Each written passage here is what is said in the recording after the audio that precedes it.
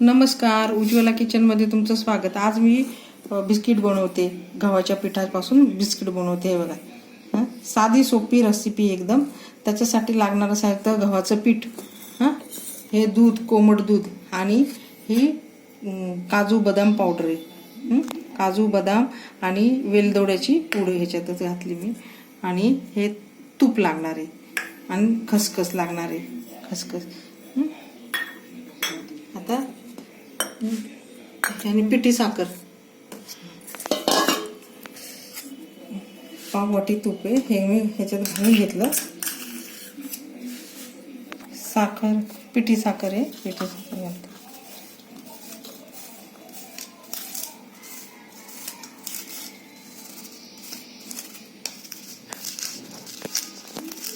आणि जाय वेलदोड्याची पूड टाकलेली ह्याच्यात,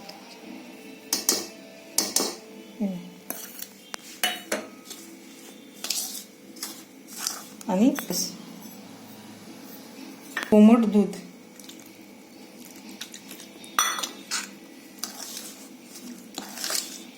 थोडं मीठ घालते याच्यामध्ये, चिमूटभर। तर याच्यामध्ये ना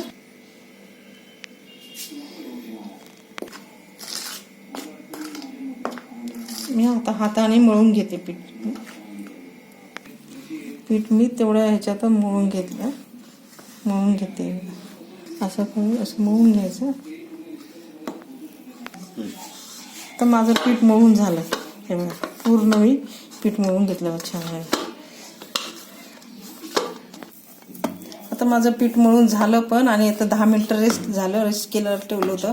आता मी हा गोळा एक काढून घेते। हे आता ह्याचे बिस्किट बनवायचे ना, जरा जाडच बिस्किट करणार आहे, तर मग जाडच आलं पाहिजे ना। आता हे पीठ असंच होतं, त्याला ना मळून घ्यायचं। ते लाटून असंच होतं लाटताना, थोडं त्याच्यात साखर घातलेली ना आपण, त्यामुळं ते असं होतं। पिठी साखर घातली ना, तर असं चिरतं ते, असं चिरतं। हे पोळी लागते। आता याच्या असं हे बघा,